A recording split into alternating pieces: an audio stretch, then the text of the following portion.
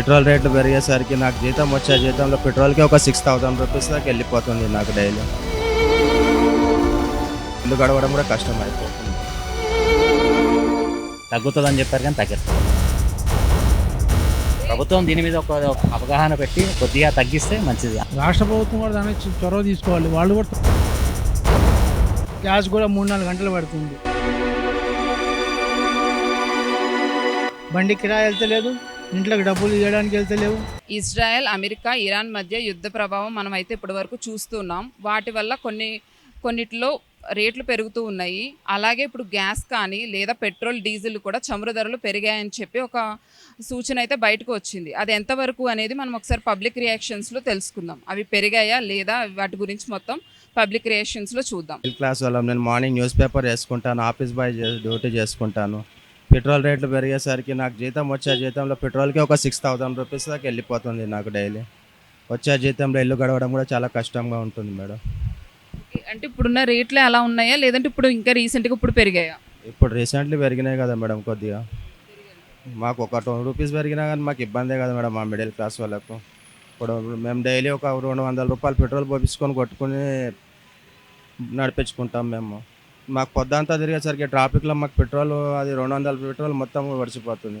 నాకు 200 రూపాయలు అంటే మరి నాకు 6,000 రూపీస్ పడుతుంది మంత్. ఇల్లు గడవడం కూడా కష్టం అయిపోతుంది మేడం. పెట్రోల్ పెరిగితే ప్రతి ఒక్క సామాన్యుడికి ఇబ్బంది. అది తగ్గితేనే మంచిది. ఎందుకంటే ఎంత తగ్గితే అంత మంచిది. ఒకప్పుడు 42 ఉండే నేను తీసుకున్నప్పుడు. అది పెరుగుతూ అంతే 100 రూపీస్కి వచ్చింది. తగ్గుతుందని చెప్పారు కానీ తగ్గట్లేదు. ఈవెందో వేరే ప్రోడక్ట్స్లో కూడా చాలా రేట్స్ అనేవి పెరిగాయి. దానివల్ల మనకి ఎలాంటి ఉపయోగం అంటే ఏం లేదు. తగ్గిస్తా అని చెప్తున్నారు కానీ తగ్గించట్లేదు. ప్రభుత్వం దీని మీద ఒక అవగాహన పెట్టి కొద్దిగా తగ్గిస్తే మంచిది. అందరికీ కూడా ఉపయోగంగా ఉంటుంది. ఇది గవర్నమెంట్ పెంచింది కాదు, కానీ యుద్ధ ప్రభావం వల్ల జరుగుతుంది అని అంటున్నారు కదా. దీన్ని బట్టి మీరేమనుకుంటున్నారు? యుద్ధం వల్ల జరిగే అవకాశాలు ఎక్కువ ఉన్నాయని. యుద్ధం వల్ల జరిగే అవకాశాలు ఎక్కువ ఉన్నాయంటున్నారు కాబట్టి అక్కడ వాళ్ళు కూడా ఏమంటారంటే మనకి ఎలాంటి ఇబ్బంది లేదంటున్నారు. బట్ ఇక్కడ ఏంటిదంటే ఎక్కడైనా కానివ్వండి ఇబ్బంది మాత్రం ప్రజల మీదే పడుతుంది.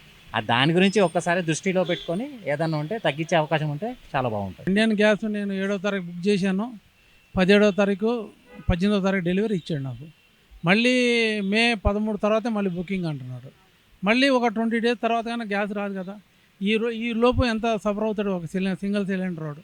అది కేంద్ర ప్రభుత్వం దాన్ని దృష్టిలో పెట్ట, రాష్ట్ర ప్రభుత్వం కూడా దాన్ని చొరవ తీసుకోవాలి. వాళ్ళు కూడా తొందరగా గ్యాస్ అంత తేలికేమి ఇట్లా బుక్ చేసిన తర్వాత తర్వాత అందరం సఫర్ అవుతున్నాం. దాని గురించి ఏం లేదు, గ్యాస్ గురించి అనే కాదు, ఇప్పుడు ఈ యుద్ధ ప్రభావం వల్ల కూడా మనకి వీటిల్లో కూడా ప్రాబ్లం వస్తుంది అని అంటున్నారు కదా, పెట్రోల్, డీజిల్లో. సో వాటిపైన పెట్రోల్ అయితే ఒక 2 రోజులు మనం సఫర్ అయ్యాం. అప్పట్లో రాలేదని బడ్జెట్ వీళ్ళకి డీడీలు రాలేవు, తొందరగా ఇచ్చేయడానికి రాలేదన్నారు. కానీ పెట్రోల్ అయితే ఎటువంటి ఇబ్బంది లేదు ఇప్పుడు ప్రస్తుతానికైతే.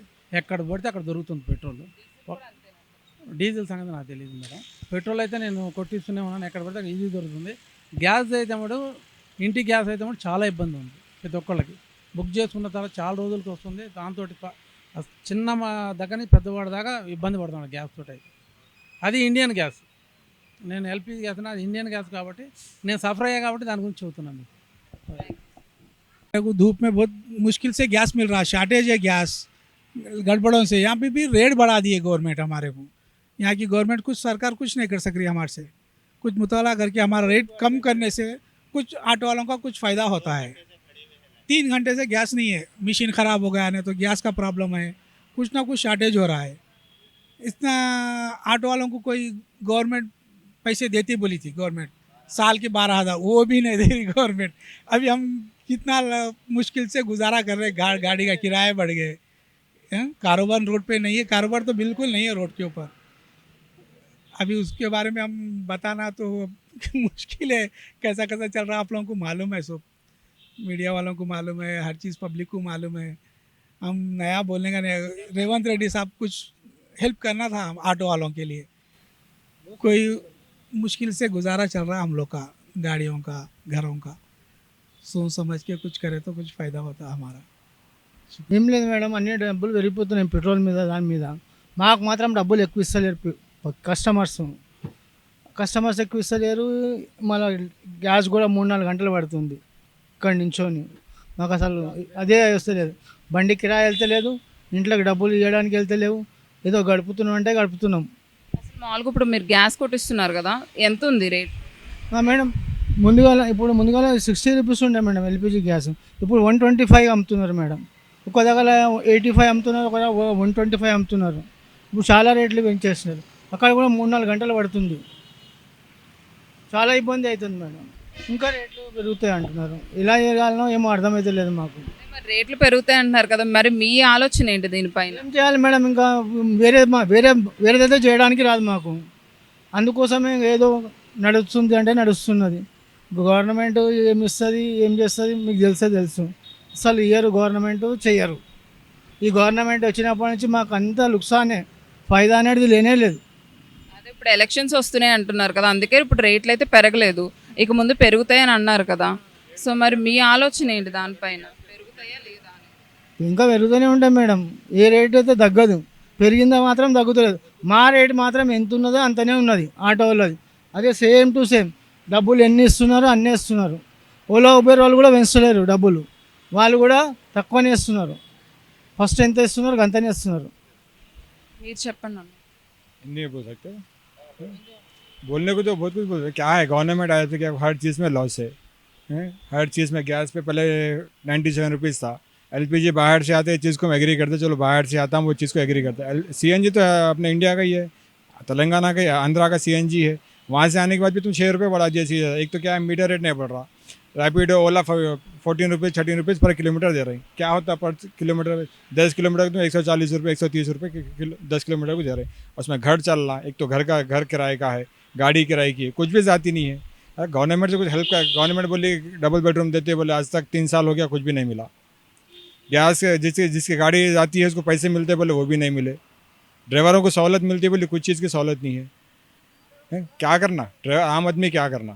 हर चीज़ से परेशानी है. खासतौर से स्पेशली ड्राइवर्स के लिए बहुत परेशानी है. Auto drivers, car driver. और क्या है, रैपिडो ओला जब से निकला, बाइक वाले भी बहुत आगे. बाइक वाले आगे क्या करें, ऑटो का कारोबार ख़राब कर दें. एक तो बस फ्री करके ऑलरेडी 80% तो ऑटो वालों को बर्बाद कर दिए कि रेवंत रेड्डी साहब जब से सीएम पे कुर्सी पे बैठते बस फ्री कर दिए. 80% 90% ऑटो वालों को ख़राब कर दिए. जब जाती गाड़ियाँ थे, अब गाड़ी खुद की किराए चलाना पड़ रहा. ये प्रॉब्लम है हमारे को. या तो बस फ्री पे से हटाओ, या तो ड्राइवरों को कुछ करो. ये हमारी रिक्वेस्ट है रेवंत रेड्डी साहब से कि ऑटो वालों को कुछ करो. नहीं कर सकते तो बस फ्री हटा डालो, या तो ओला उबर पे मीटर बढ़ा डालो, उतना ही और कुछ भी नहीं. हाँ सर, हम लोग को बहुत असर पड़ा साहब बस के से. हम लोग को कारोबार कैसे बहुत मुश्किल होगा हमारे को. और हमारे को क्या है बोले तो बस से प्रॉब्लम होगा. और एक बात है, बाइकों वाले भी बिठा लेके चले आ रहे. हम लोग को बहुत मुश्किल हो रहा सर. हम भी जोरू बच्चे वाले हैं. हाँ, हम भी धूपों में फिर रहे सर. हाँ, आप हमारी मदद करो रेवंत रेड्डी साहब. और आप जो ये काम करे थे ना परसों, जो डब्बे बनकर आए जर्दों के लिए, मैं बहुत खुश होगा. हैदराबाद में रहता हूँ मैं बहुत खुश होगा. जो जर्दे बनकर आए थे, ये डब्बों पे छापे मारे, ये जो है ना ये आर ये गुटके सब बंद कर दो साहब, क्योंकि जिंदगी कईयों के जिंदगियाँ बच जाते सर. और मेरे को बहुत खुशी हो गई थी सर, ये जो धाबा मारे फैक्ट्रियों को बंद कर दो साहब जर्दों के. कई जो लोग कैंसर हॉस्पिटल में मर जा रहे सर. बच्चे मासूम बच्चे गुटके खाते, औरतें खाते. हाँ, ये बंद करो सर, गुटके बंद करो. Thank you sir, thank you.